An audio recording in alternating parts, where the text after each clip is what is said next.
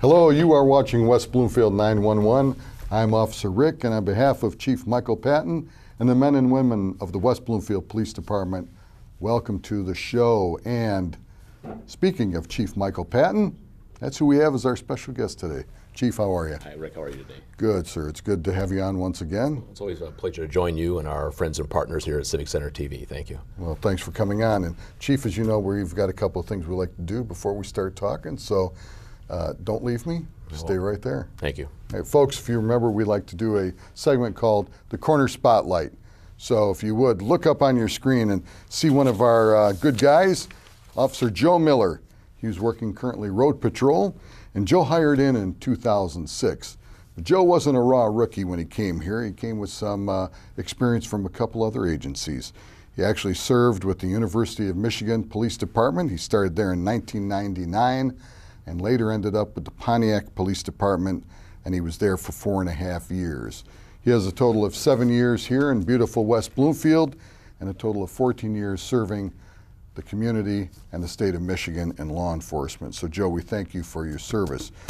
Joe said his favorite food is chicken quesadilla, and I've got to tell you, Joe, you're the first one out of everyone that we've done thus far that said chicken quesadilla is his favorite food, but it is good. I like it myself. And as far as favorite books, he doesn't have a particular one, but he likes biographies. And the same thing with movies. Doesn't have a particularly favorite movie, but he likes action movies and comedies. So when Joe gets tired of watching them shoot him up on the screen, he likes to laugh. So you can't ask for more than that. And as far as favorite music, his tastes are rather eclectic. He said, oh, Rick, I like some of everything. And Joe, you know what? You and I think would enjoy listening to music together because my tastes run the gamut as well. When we talked about his accomplishments and hobbies, he said that his two children, his children were the joy of his life, and so he was very happy about that. And in fact, I think he added a third since then. So to the new dad, once again, congratulations. He also likes to make video montages, and I'll tell you, I did see one of them that he made. He made a video montage of the Honor Guard in Washington, D.C., when they all went down there this past year because of the death of Sergeant Patrick O'Rourke, and I've got to tell you, that was absolutely beautiful and very touching, and he did a great job. And he also does a great job on the Honor Guard. So Joe, we thank you for all of that you do for the department in the Honor Guard and in video. He also likes to ride motorcycles, and you know what? He likes to live on the edge riding the bike, and that's a good thing. When it comes to quotes, he picked the book of them all, the best book of Psalms, chapter 16, verse 8. I keep my eyes always on the Lord. With him at my right hand, I will not be shaken. Joe, I wouldn't argue with you. You can't argue about going to the source of all. So, Joe, thanks for everything you do. I will see you at the barn, and stay safe out there, brother, or as you are fond of saying, watch your six. Folks, we also would like to do a tip of the day. Today's tip is drugs. Now, drugs can be used or abused, and even good drugs, legal drugs, can be abused. So folks, please, if you're on medication or if you have good drugs in the home, use them as they're intended. Don't abuse them, because even if we abuse them and they're legal, we can still become addicted, we can still become sick and dependent. And for those of you that have children and you're concerned that maybe your kids might be dabbling in some illegal drugs, this is an example of a drug kit provided by the West Bloomfield Police Department. This one is a test kit for marijuana, and it tests for THC, the active ingredient in marijuana. So you can come to the station, tell the cadet at the front window that you would like one of these test kits, and just show them ID that you live in West Bloomfield. Please, only West Bloomfield residents, and we'll be glad to take one. Folks, if you take one of these kits home, hang it on your refrigerator and let your kids know that if you suspect them of abusing marijuana or whatever your test kit is for, you will go a long way in preventing abuse of illegal substances by your children. Because remember, you control things in the house, it's your house, and let them know if they test positive, you will take away their car keys, you won't pay for their college, you'll take away their phone if you're paying for it and it's in your name. Whatever privileges you provide, you can remove. Remember, tell your kids to follow the golden rule. He who has the gold makes the rules. You have the gold. Make those rules. Come and get these if you'd like those. We'll be right back with Chief Mike Patton, so please don't go away.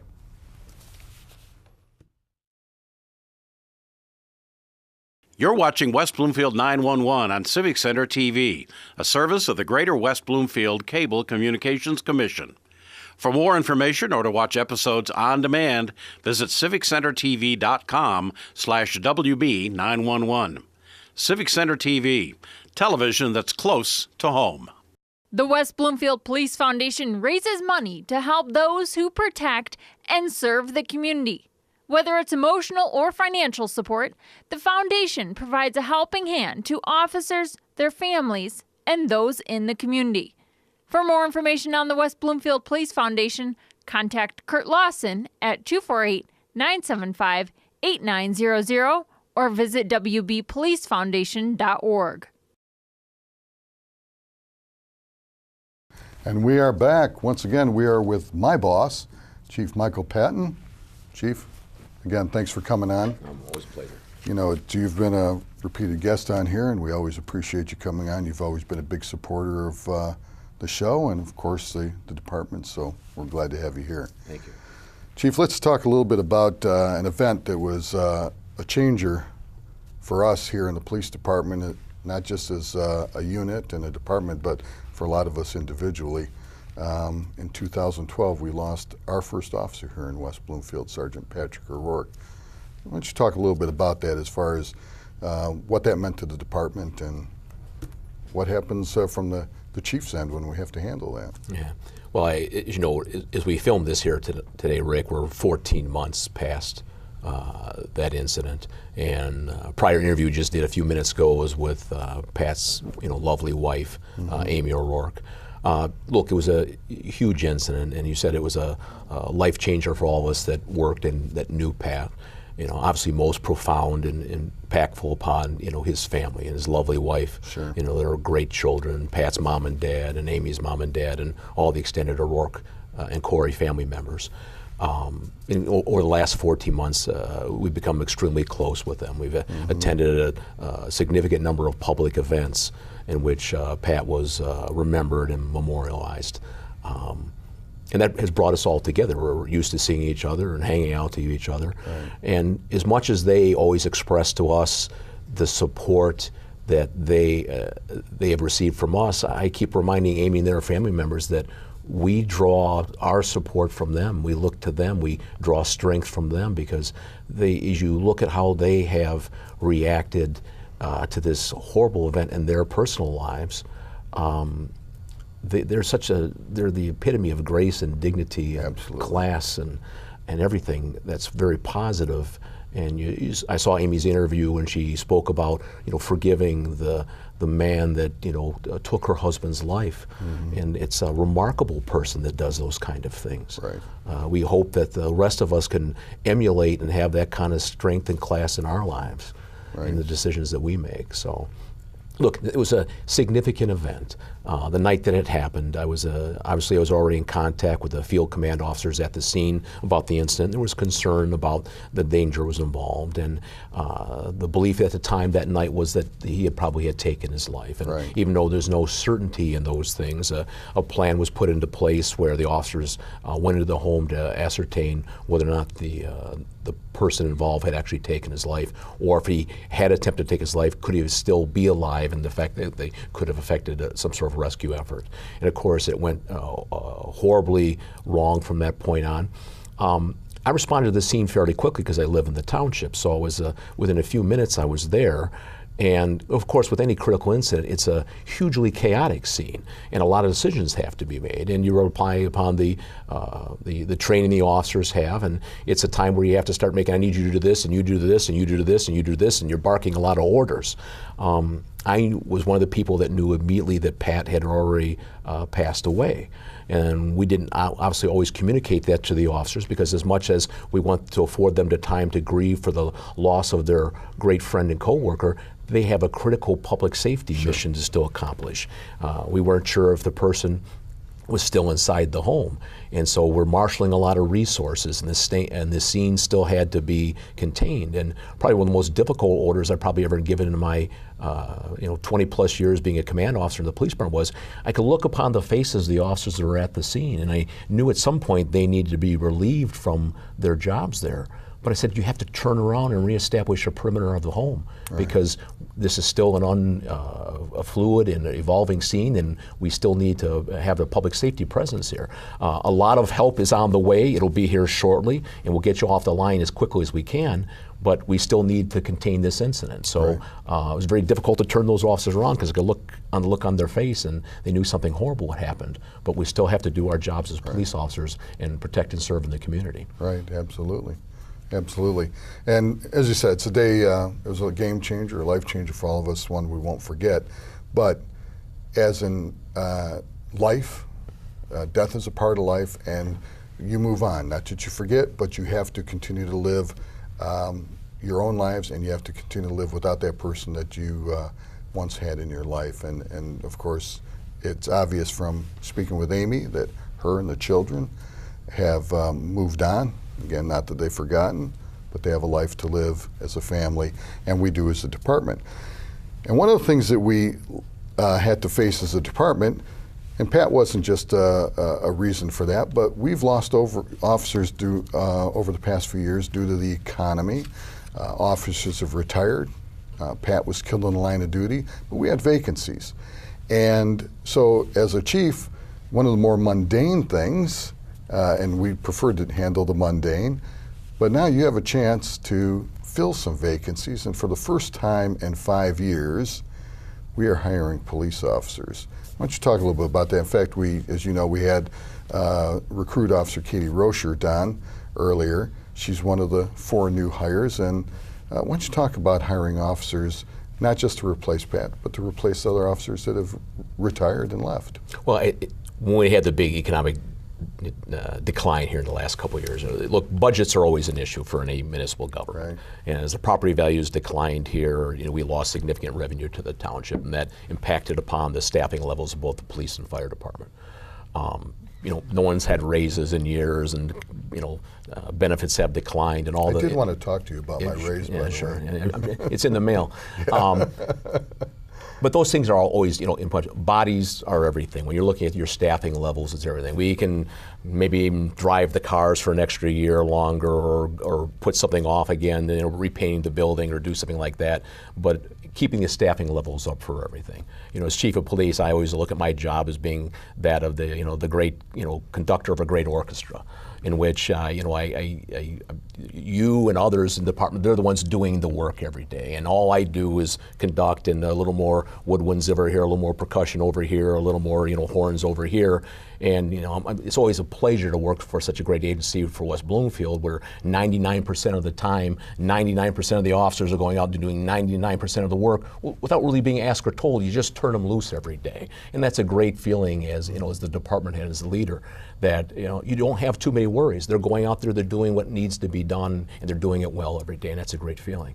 But having the bodies there, so we went down from, I think, a peak staffing of 81 or 82 to just right below 70 in the last several years. So this 5-year interval in which we are hiring new police officers, from the time you and I have worked here, is the greatest period of time in which we haven't hired anybody. Yes. Usually we're almost on a yearly basis. Someone was retiring, or the department was expanding over the years as revenues increased, and we had this big contraction. And so we had to realign the department a certain way. We cut a number of command positions to align ourselves with the economic reality that we're facing.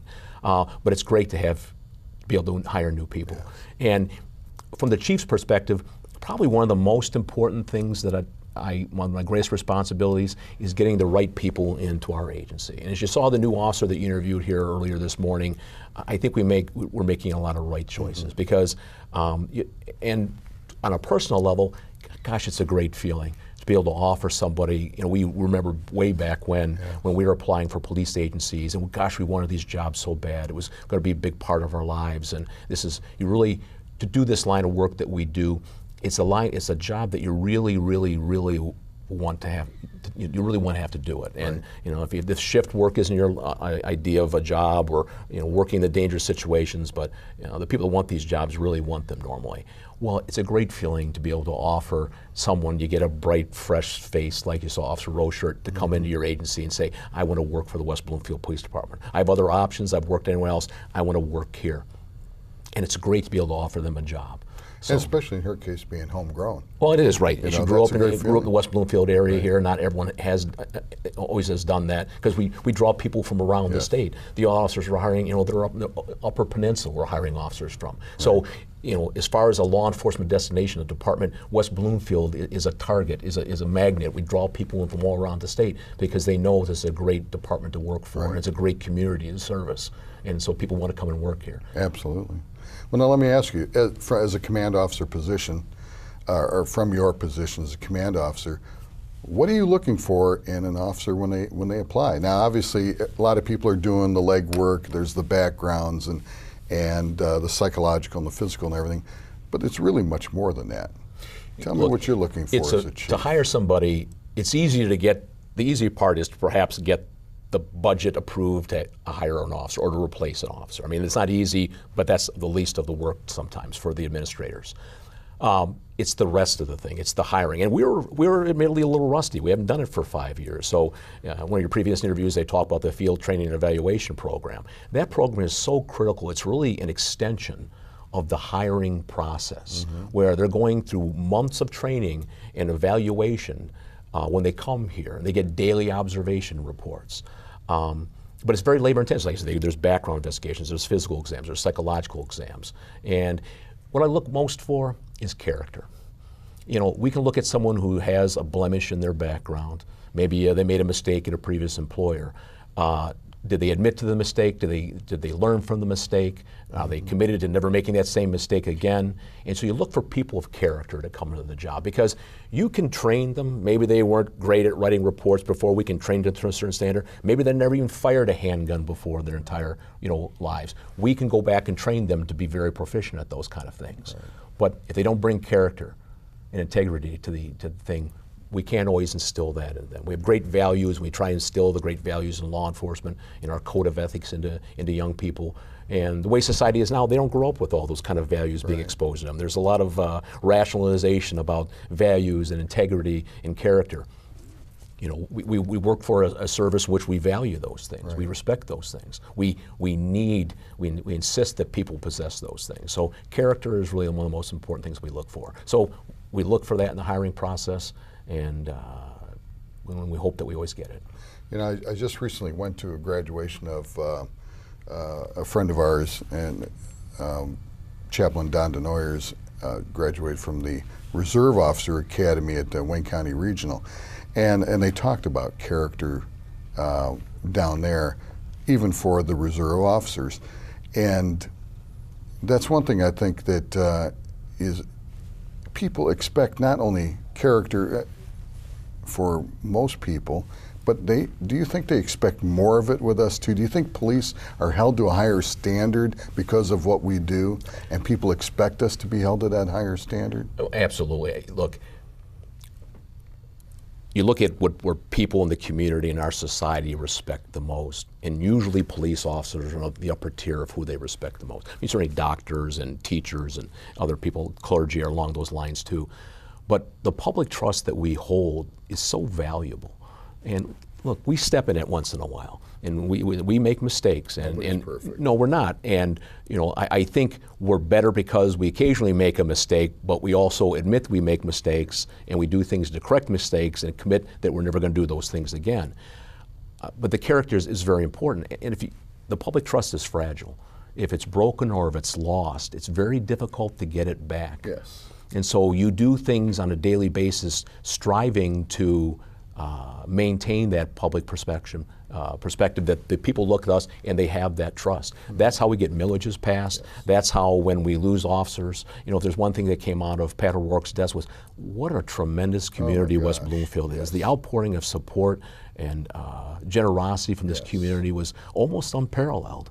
And it brought us all together. And as a community experience, I don't think the community's ever gone through something like that before. And hopefully we never will again. But as a community building kind of life-changing experience, it was reflected very positively upon the West Bloomfield community. Well, you know, hopefully we never go through that again, but we both know that in our occupation, officer injuries, officer incapacitations, officer death is a reality. And it's something the community may have to face again when you look at communities like Inkster hadn't lost an officer in any of their history, and then in one night they lost 3, and since then they've lost a 4th. Taylor lost 2 in a matter of about a month and a half. So we certainly don't want to go there again, but it's a reality of life. But one of the things that we do to try not to have an officer get injured or killed in line of duty is we train, and we seem to train incessantly here, and I think that's a good thing. And one thing, even in the midst of the economic downturn, one thing, and I've been, as you know, in 3 departments, we have been very fortunate here, and I know you're a big advocate of it. We are given top-notch equipment, and we are given top-notch training. And we just started going to one. I know I just went to it recently called Oak Tech. Why don't you talk about training for officers and touch on Oak Tech a bit? Well, I think training is such an important component of everything we do. I've said this to the elected officials before. I mean, actually, we look at budget priorities. And I guess I would rather have less of something over here, less cars, and maybe even fewer police officers, but have them trained to a higher standard. You can accomplish much more. Your liability is reduced. Your officer safety is improved by doing training. One of the recent initiatives that we, West Bloomfield, signed up for was to participate in a group called Oak Tech here in Oakland County. And it's been around a number of years. It was originally put together from a wide variety, in almost, at this point, almost all agencies in Oakland County participated. It was originally brought out to manage crowd control situations. Occasionally within the county there's protests or demonstrations and stuff in which those are something that normally an agency is not able to handle on their own. Now they've gone to the active shooter response. So these critical incidents you see in schools or office buildings or shopping malls, even though we've done a significant amount of training like that before internally that you know about, we're looking to have a common platform across the county in which the techniques and tactics that we deploy in responding to those kind of things, even though the initial responders will be just our agency, it quickly broadens down to a broader regional response by law enforcement. That we all have the same kind of techniques and tactics and training that'll help in responding to those kind of things. Well, as you know, and maybe people don't think about it, but if we do have protests, if we do have a large-scale event, well, and it was evident in the incident with involving Sergeant O'Rourke, it's not just going to be us. There's going to be a lot of people coming there, and I think the two tie in the sense of training. I know you've also been big on not just technical training and logistical training, but training in ethics.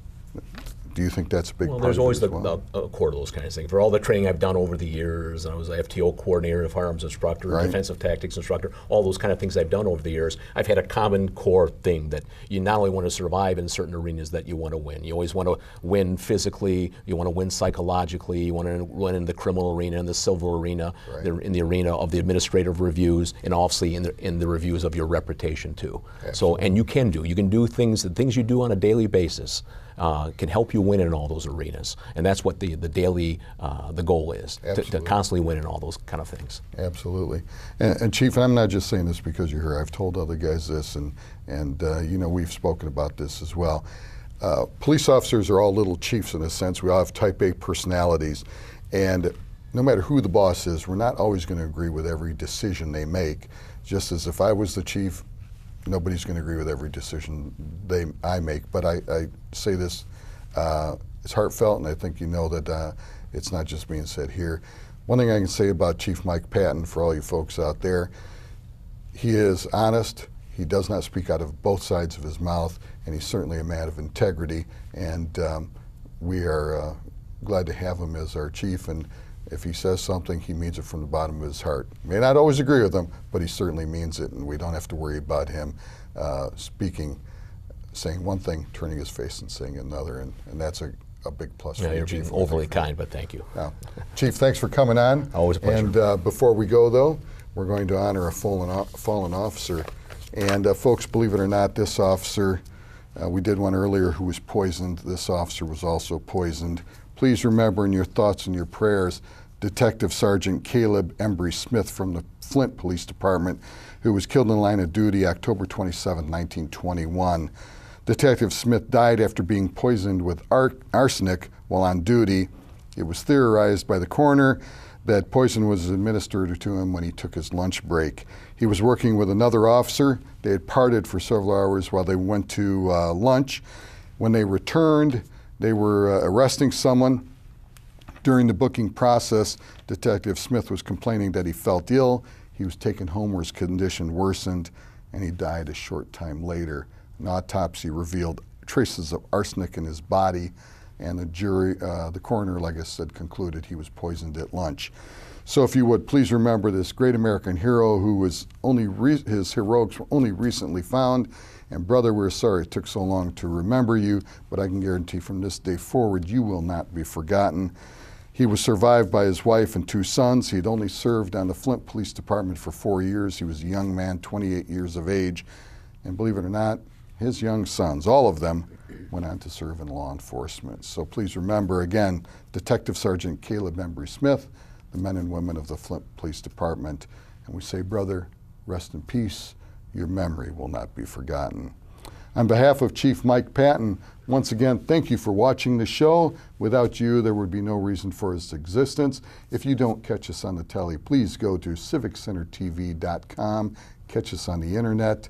I'm Officer Rick. Take care of yourselves, take care of each other, and be safe. Tomorrow's promised to no one, and we'll see you again on West Bloomfield 911.